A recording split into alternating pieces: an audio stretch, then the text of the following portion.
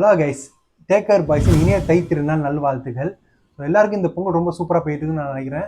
இந்த பொங்கலை இன்னும் சூப்பராக எக்ஸைட்மெண்ட் ஆக்குறதுக்காக சன் பிக்சர்ஸ்லேருந்து ஒரு அனௌன்ஸ்மெண்ட் விட்டுருக்காங்கன்னு சொல்லலாம். என்ன அனௌன்ஸ்மெண்ட்னா, நம்ம மங்காத்தா படம் ஜனவரி 23 வந்து வேர்ல்டு வைட் ரீரிலீஸ் ஆகுது எல்லாருக்கும் தெரியும். அந்த ரீரிலீஸை முன்னிட்டு வந்து அந்த படத்தோட ரீரிலீஸ் ட்ரெய்லரை வந்து இன்னைக்கு தை திருநாளான பொங்கல் அன்னைக்கு நம்ம ரிலீஸ் பண்ணியிருக்காங்க.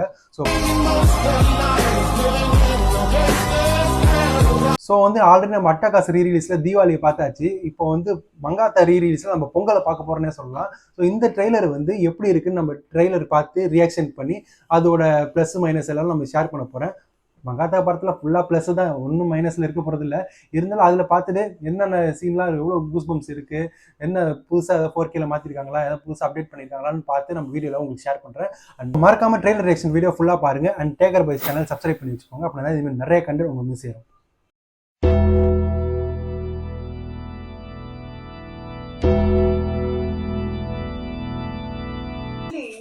ஆட் பிளே ஆகுது. இந்த படம் வந்து இந்த படம் ரிலீஸ் ஆகும்போது நான் சின்ன பையன்டா, இப்போ வாங்கடா அப்படின்றது தான் இருக்கு. நான் இந்த படம் ரிலீஸ் ஆகும்போது எனக்கு ஒரு 13 வயசு. யார்கிட்டயும் சொல்லிட மாட்டீங்களே, கொள்ளடிக்க போறோம். It's a very big network. பெரிய தொகை வெளிய வர போகுதுன்னு எனக்கு இன்ஃபர்மேஷன். கரெக்டா சொல்ல முடியல, எப்படி ஒரு 400-500 கோடி இருக்கும். அது மட்டும் நம்ம கரெக்டா பிளான் பண்ணி அடிச்சிட்டோம்னு வெச்சுக்கோ, நினைச்சு பார்க்க முடியாத அளவுக்கு செட்டில் ஆயிடலாம்.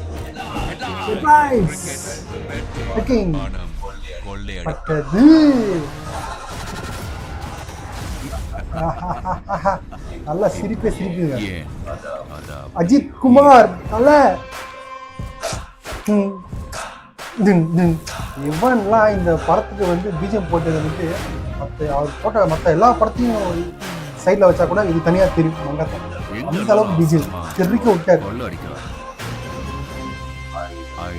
கோடி கோடி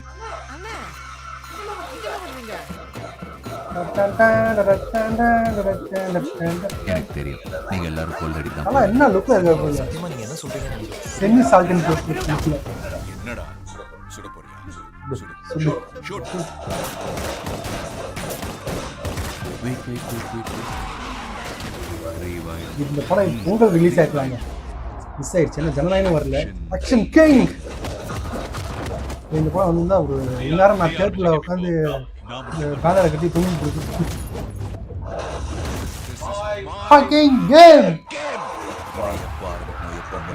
நான் தான்டா முடியும்.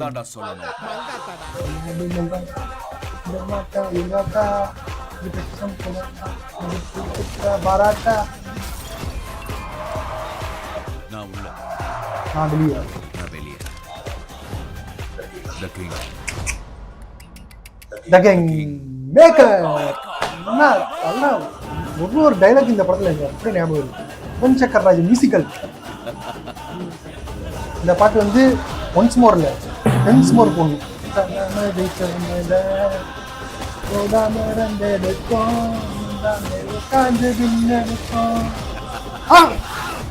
Mankatha strictly no rules, game over, love you.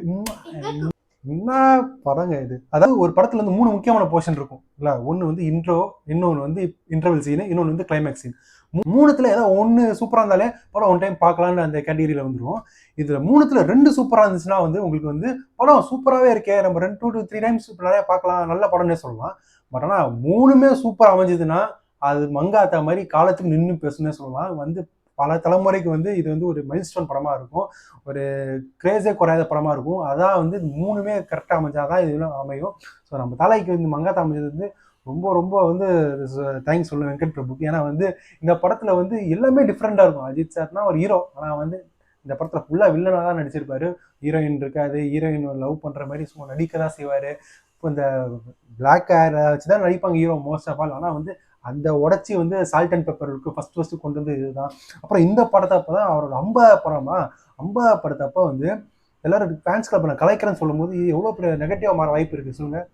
ஆனால் வந்து அந்த தலை வந்து அதெல்லாம் கவலைப்படாமல் 50 படத்தில் வந்து ஒரு நல்ல காரியம் பண்ணணும். என்னன்னா ரசிகர்களை வந்து அவங்கள வாழ்க்கையில் முன்னேறணும், நம்ம என் பின்னாடி வரக்கூடாது. தலை வந்து அதை கலைச்சி விட்டாரு. அதுக்கப்புறம் வந்து ரசிகர் இன்னும் கூட தான் செஞ்சுது, அது வேறு விஷயம். ஆனால் வந்து இந்த மங்காத்தா படம் வந்து நிறைய நல்ல விஷயம் மாற்றத்தை உண்டாச்சு. இந்த மங்காத்தா படத்தில் ஏகப்பட்ட தம்மு சரக்குலாம் அடிப்பார். ஆனால் இந்த மங்காத்தா படம் அப்புறம் வந்து உங்களுக்கு வந்து டோட்டலாக வந்து நான் எதுவுமே அடிக்க போகிறதுன்னு ஒரு கால் கொடுத்தாரு. அதுக்கு ஏற்ற மாதிரியே வந்து அதை பண்ணி காமிச்சார். இது வரையும் அவர் அதுக்கப்புறம் ஒரு 14 படம் நடிச்சார். அது 14 படத்துலையும் வந்து அவர் அந்த மாதிரி சீனில் வந்து நடிச்சதாக பார்க்கவே இல்லை. ஏன்னா வந்து அவரோட ஃபேன்ஸுக்கு வந்து ஒரு தப்பான உதாரணமாக இருந்துடக்கூடாதுன்னு ரொம்ப ஸ்ட்ராங்காக நம்புறாரு அவர். அந்த படத்தில் வந்து நிறைய நல்ல விஷயம் தான் அவர் சொல்லிக்கிட்டு இருப்பார். ஏன்னா வந்து ஒரு பைக் ஓடும்போது மோஸ்ட்லி பாருங்கள், ஒரு மாஸ் ஹீரோவாக மாஸ் மூமெண்ட்ஸ்க்காக வந்து ஹெல்மெட் போடாமல் கெத்தா மூஞ்சி தெரியுன்றதுக்காக நிறைய படத்துலலாம் பார்த்துருப்போம். யார் இருந்து விஜய் சார் பிகிலே பண்ணியிருப்பார். ஆனால் அஜித் எந்த ரேஸ் போனாலும் அவர் ஸ்டண்ட் பண்ணாலுமே சும்மா பைக்கில் ஓட்டினாலுமே ஒரு தலையில் ஹெல்மெட் போட்ட மாதிரி ஒரு அவேர்னஸ் நம்மளுக்கு கொடுத்துனே இருப்பார். ஸோ இது மாதிரி நிறைய விஷயம் வந்து நம்மளுக்கு வந்து வழிநடத்துறாரு. ஃபேன்ஸுக்கு வந்து இதுமாரி பண்ணாதீங்க, இதுமாரி பண்ணுங்க அப்படின்ட்டு. ஸோ அதனாலே வந்து தலை ஃபேன்ஸுக்கு வந்து இன்னும் ரொம்ப ஜாஸ்தியாக தலைமை பாசம் வைக்கிறாங்க. படம்லாம் அடுத்தது ஓடல, அதுக்கு அடுத்த விஷயம். தலைன்ற நல்ல மனிதருக்காக ஒரு பெரிய கூட்டமே சம்பாரிச்சு வச்சிருக்காரு. அதில் நானும் ஒருத்தன். ஏன்னா வந்து நான் வந்து பெருசாக படம்லாம் பார்த்து அவர் ஃபேனாக மாறல. அவரோட அந்த ஹெல்பிங் டெண்டன்சி, அவரோட அந்த ஒழுக்கம், அவரோட சிம்பிளிசிட்டி அதெல்லாம் பார்த்து தான் நானும் பெரிய ஃபேனாக ஆனேன்னு சொல்லலாம். அதுக்கப்புறம் போய் தேட்டரில் போய் செலிப்ரேட் பண்ணுறது அதெல்லாம் அடுத்து வேறு விஷயம். ஸோ மங்காத்தா படம் வந்து நான் அப்போ வந்து சின்ன பையன், ஒரு 8th ஸ்டாண்டர்ட் தான் படிச்சிருந்தேன். அப்போ வந்து எங்கள் வீட்டில் வெளியே விட மாட்டாங்க. அந்த படம் அப்போ பார்க்கவும் வாய்ப்பு கிடைக்காது. பட் இந்த வாட்டி நான் மிஸ்ஸே பண்ண போகிறதில்ல. கண்டிப்பாக 3-4 வாட்டியாவது தேட்டரில் பார்த்து அந்த என்ட்ரி சீனை இருக்கட்டும், ஆக்ஷன் கிங், அந்த கிளைமேக்ஸ் பிஜிஎம்மாக இருக்கட்டும், அதுக்கப்புறம் வந்து உங்களுக்கு இன்டர்வல் சீனு, அந்த இன்டர்வல் சீன்லலாம் அந்த டைலாக்லாம் இன்னும் ஞாபகம் இருக்கு எனக்கு. எப்படின்னா, நடந்த மோதலில் ஒருவர் சுட்டு கொண்டு இறந்ததால் கொள்ளையடிக்கப்பட்ட பணம் 10 கோடி போலீசாரால் கைப்பற்றப்பட்டது அப்படின்னு சொல்லுவார். சொன்னதுக்கப்புறம் ஒன்று பண்ணுவார் பாருங்க. அப்போ மீதி பணம் ரண்டன் டண்டன் அப்படியே மங்காத்தா ஈவன் பிஜிஎம் கூட அப்படின்னு ஒரு கடிப்பாரு. அப்படி ஸ்ட்ரிக்ட்லி நோ ரூல்ஸ்னு ஒரு இன்டர்மிஷன் வரும்.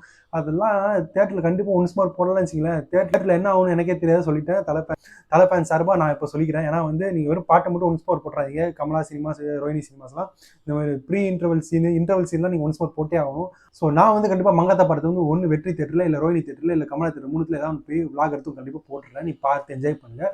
ஸோ நான் போட்டதை நீங்கள் பார்த்து என்ஜாய் பண்ணுறது இல்லாமல் நீங்களும் தனியாக போய் செலிப்ரேட் பண்ணி அதோட ஃபீலை வந்து என்ஜாய் பண்ணுங்கள். அப்போனா தான் உங்களால் ரியல் செலிப்ரேஷனை உங்களால் ஃபீல் பண்ண முடியும். இந்த வீடியோ உங்களுக்கு பிடிச்சிச்சுன்னா மறக்காம டேக்கர் பாய் சேனலை சப்ஸ்கிரைப் பண்ணுங்க. அப்போ தான் இதுமாதிரி நிறைய கண்டென்ட் உங்களுக்கு வந்து சேரும்.